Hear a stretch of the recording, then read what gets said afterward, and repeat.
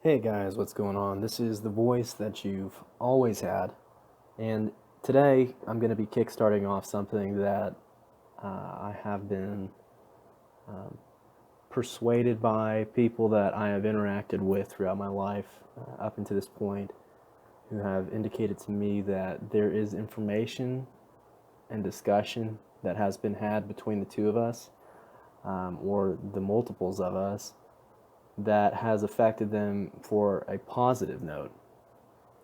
Kind of changed their life a little bit for the better, or at least offered alternative perspective, which has helped them. And really, at this point in time, what I'm seeking to do is just go over some of those things that I seem to be asked about a lot and that I discuss a lot with them or with these people that I've interacted with throughout my life, as well as going over just personal observations of some of those struggles that I've endured and what I've taken away from them. So, what we're really going to be discussing today, I mean, I really appreciate you giving your time to be here and to just hear this out from a complete stranger. Um, but at the same time, we're all humans, right? So we have that connection with one another. And what we're going to be talking about today is commitment. That is the topic that is just popping out to me, and it's something that I'm going to just go with, and we're going to run with that, and we're going to discuss a little bit about how commitment has its effects on our day-to-day lives.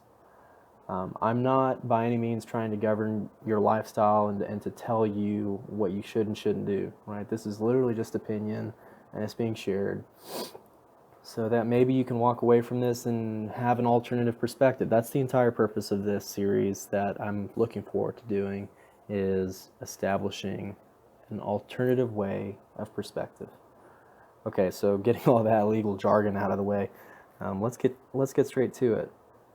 I think the most important thing starting off when we talk about this subject is asking yourself, how committed are you to that commitment? And that sounds really funny, but it's a really important thing to ask yourself. If you're making a commitment that is life changing in terms of career goals or just personal goals, obviously you would be extraordinarily committed to that.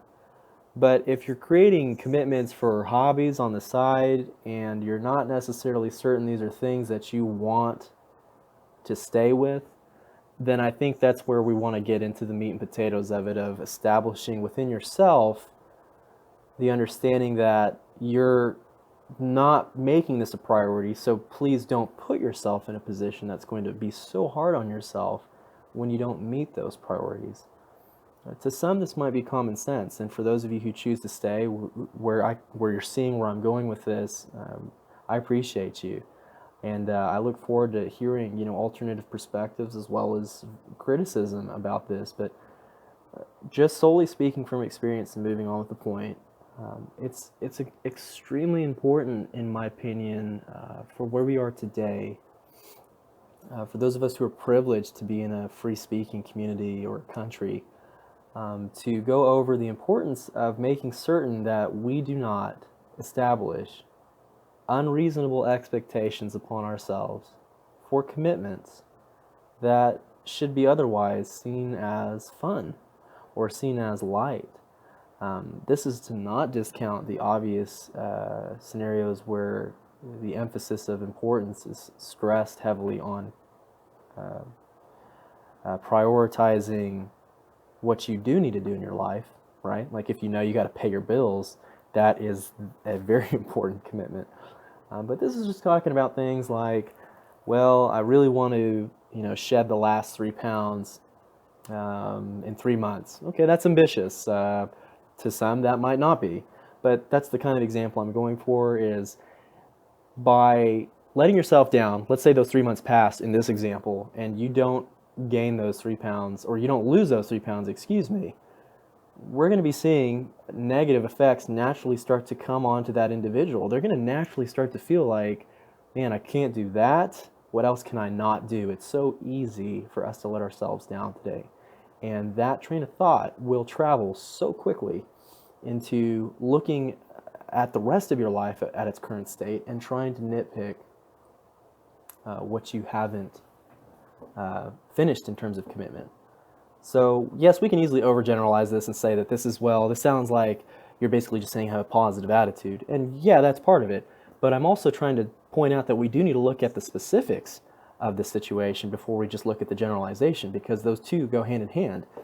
So looking at the specifics here, when we teach ourselves how to objectively look at something and how we want to talk to ourselves, how we want to coach ourselves through that situation or scenario, it's very important to prioritize that list in our head mentally, as what's important and what is not necessarily important, so that when that well, I don't want to say failure, I'm going to go ahead and say lack of meeting, right, that goal, it's not so hard hitting as others could be. And it's kind of ironic because if you don't pay your bills, you have an immediate consequence, right? So the emotional aspect of that, the stress of that is one thing, but the materialistic portion of that, the fact of the matter of you getting your electricity turned off because you didn't pay your bills, that's a whole other deal. I mean, just imagine if we all had those kinds of consequences attached to even the lightest of commitments that we make. So it would be a very interesting world, to say the least, and I'm not sure it'd be the happiest. So that's just briefly covering commitment today. That's just briefly touching on that subject, but offering at least a brief account to hopefully establish to you a better way of looking at how you want to assess and maintain your commitments on a day-to-day basis. I really do mean this from the bottom of my heart, that these are simply here to remind you from one person's experience to another how important it is to guard your mentality from things that can continuously offer more opportunity for negativity to develop. So throughout this series, I'm going to cover a couple of other things. I'm going to try to go a little bit longer, but I'm not going to try to talk your ear off. Over, again, things that I've just experienced in life, and I've been encouraged by others whom I've come into contact with to share these experiences in some way, shape, or form, and I'm choosing this avenue to do so, and doing it the way that you're experiencing it. All of that has been thought of, and it's just the way that it's going to be pushed across. So I really do hope that this turns out to offer you some kind of peace, and I do look forward to reading your comments and just hoping that this has affected you in a positive way. Thanks for stopping by.